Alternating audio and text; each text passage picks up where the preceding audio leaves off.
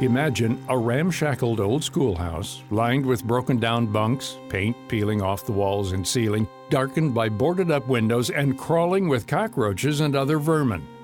Now, imagine that living in that squalor were 32 grown men, some of them elderly, all of them mentally challenged in some way, and all of them working day after day for almost 35 years at one of the dirtiest jobs there is, slaughtering poultry. It sounds like a scene from a Civil War-era movie or a Dickens novel, but unfortunately it's a real-life situation uncovered in 2009 in rural Iowa. New York Times reporter and columnist Dan Barry writes about these men in his book, The Boys in the Bunkhouse, Servitude and Salvation in the Heartland. Barry writes stories about all 50 states, and he hadn't been in Iowa for a while, so he looked up some old news stories from the state. There was a very small news item about a lawsuit that had just been decided involving the Equal Employment Opportunities Commission. They had brought a lawsuit on behalf of 32 men with intellectual disability who had been working in a turkey processing plant in rural Iowa, and they had been making $65 a month plus room and board for 35 years. In other words, their pay had remained the same from 1974 to 2009, and this news article went on to say that they had been rescued and that the EEOC had championed their cause, and there was a landmark verdict in the favor of the men. So I saw that article, and it was a very small news item, and it blew the top of my head off. I couldn't get my brain around men with intellectual disability living in an old schoolhouse, working in a turkey plant, and being exploited financially, emotionally, and physically. The schoolhouse where the men lived was in Atalissa, Iowa, a tiny town in Muscatine County, but the story doesn't start there. Barry says it begins in Texas in the 1950s, when people with intellectual disabilities weren't thought to be able to live alongside the rest of us. People with intellectual disability were segregated, they were condescended to, they were separated from us. They were called names. Even the medical terms were harsh and condescending and separating. Imbecile, idiot, moron. And then when I was growing up, it was retarded. All of these are harsh, inadequate terms.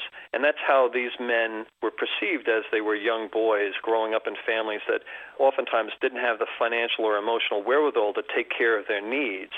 So when they were 12 or 13, they were brought to an institution in Texas. In Texas, the institutions are called state schools, and it's a form of institutionalization. So that further segregated people with disability from the so-called non-disabled world. And that's how they spent their formative years, in these institutions. During the 1960s and 70s, Barry says the state of Texas wanted to free up beds in the state schools, and there was a movement to return intellectually challenged individuals into the community. A man named T.H. Johnson stepped in and offered to house and employ a number of the boys on his ranch. And this way they would become fine, upstanding citizens of the community, as it was perceived. Most importantly, that they would become tax-paying members of the community, that they would be paying for their care. In addition, that they would find self-worth and they would have dignity and they would learn to take care of themselves. That was the idea.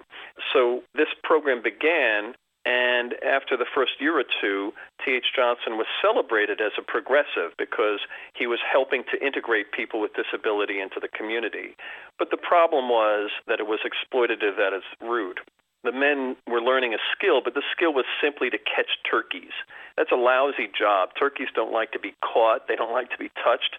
And so these men with intellectual disability would run around pens trying to catch the toms and trying to catch the hens as part of a process of artificial insemination. The men became so good at catching turkeys that Johnson and his partners decided to create groups of men that they could subcontract to various poultry plants around the country. In 1974, one group ended up in Atalissa, at a converted schoolhouse that had been made into a dormitory with freshly painted walls, a recreation area, and a life that gave the men the freedom to attend church and buy what they needed in town. However, things were not as rosy as they seemed. They were not being paid the same as their non-disabled colleagues. So if Pat is non-disabled and she's working on the assembly line eviscerating turkeys, she would be considered working at 100% capacity. But Dan, who had intellectual disability, would be said to be able to only do 65% of what Pat would do. So then Dan would get paid 65% of whatever Pat's pay was. But the problem with that arrangement was that it was so ripe for exploitation and abuse that the men never were even paid that much. In addition, they were as good as Pat was in doing that job. They were very, very proficient at the jobs that they had in that plant, yet they were taken advantage of financially. In his book, Barry profiles a number of the men at the turkey plant, men who proved over and over again that an intellectual disability didn't necessarily hold you back. One is Willie Levi. He was from Orange, Texas, very musically gifted, very engaging guy. And he sang in the choir at the local Lutheran church, and he was especially gifted at being able to talk turkey. He could communicate with the turkeys, and so his job was to get them out of the crates and calm them down.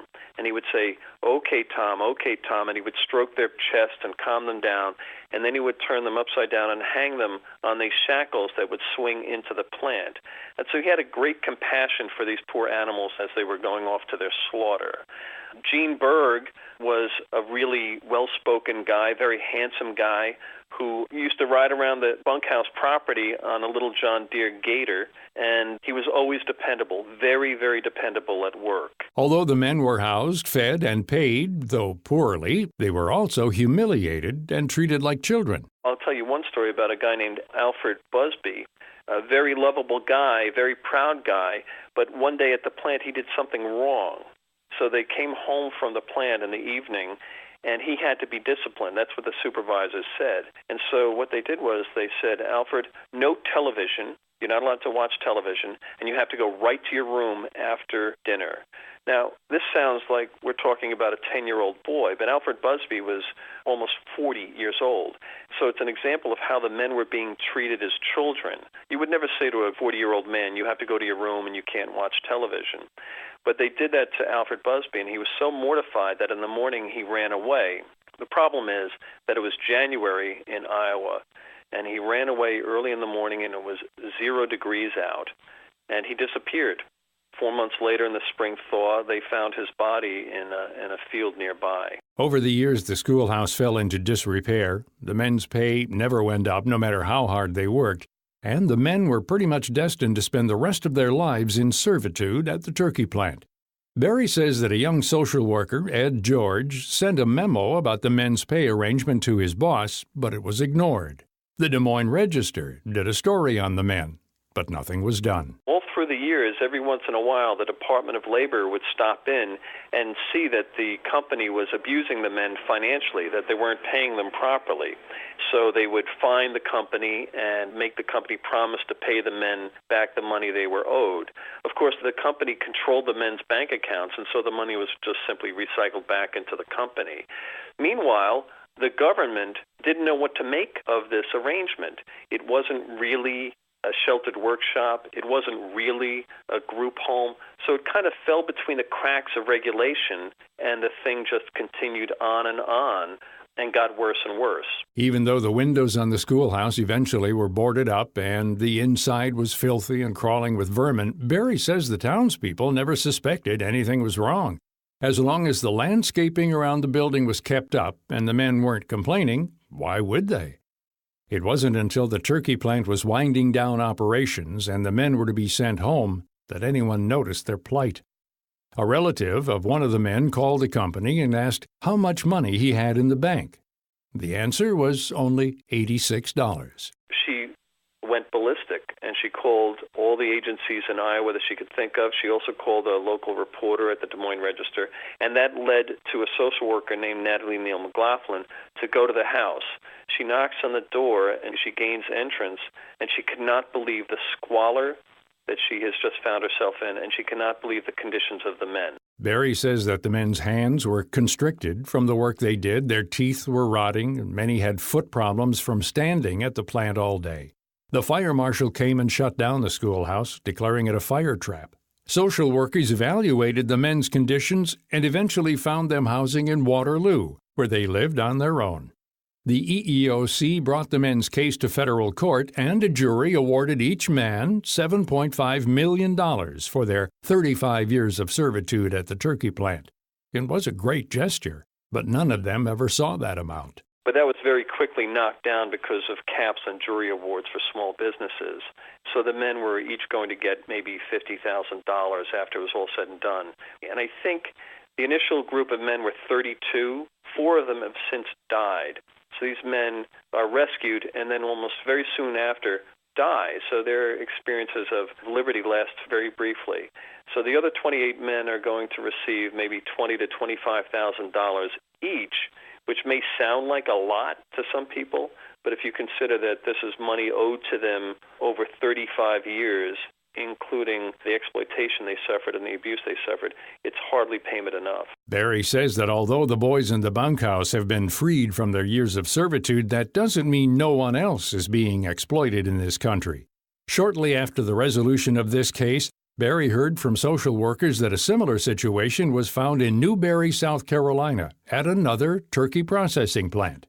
He says that the message he wants to communicate to readers is to keep your eyes open, because the vulnerable are easy targets. The story to me signals how we have to remain vigilant for those who are vulnerable in our community. We have to remain vigilant, that's one. And two, the story speaks to the continuing otherness that exists between the non-disabled world and the world of people with disability. And that otherness, that segregation that still exists, though it's much better than it was even 10 years ago, really has to continue to be addressed. You can read about the intellectually disabled men and how they lived through the 35 years of exploitation and the people who came to their rescue in Dan Barry's book, The Boys in the Bunkhouse, available now. You can also read more about him on his website, danbarryonline.com, and on the New York Times website. For information about all of our guests, log on to our site at viewpointsonline.net. You can find archives of past programs there and on iTunes and Stitcher. I'm Gary Price. May is American Stroke Month, and while not all strokes can be prevented, up to 80%, including recurrent strokes, may be, with a few changes, like not smoking, eating healthfully, being physically active, and maintaining a healthy weight. People who've survived one stroke are at a higher risk of having another, according to Dr. Mitchell Elkind of Columbia University. About 1 in every 4 stroke survivors will have another one. The best way to reduce your stroke risk is to live a healthy lifestyle and work with your doctor on a prevention plan. Also, ask your doctor if a daily aspirin or other medications for secondary stroke prevention are right for you. More than 116 million people in the U.S. have high blood pressure, and fewer than half have it under control, putting them at increased stroke risk. Nothing causes more strokes than uncontrolled high blood pressure. Learn more at strokeassociation.org/stroke month.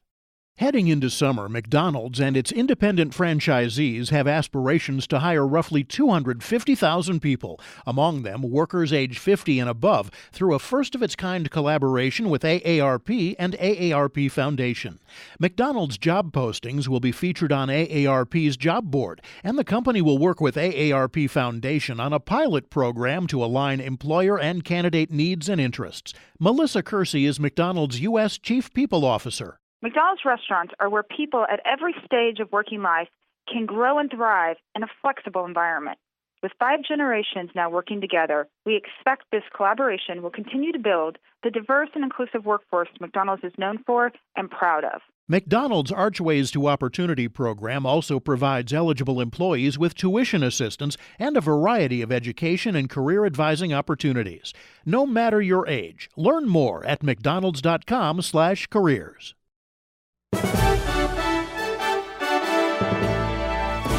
And that's Viewpoints for this week. Viewpoints is a production of Media Tracks Communications. You can follow us on Twitter and Facebook to learn about upcoming shows and find a library of past programs on iTunes. Plus, you'll always find podcasts of our segments and information about our guests at viewpointsonline.net. Join us again next week for your public affairs magazine, Viewpoints.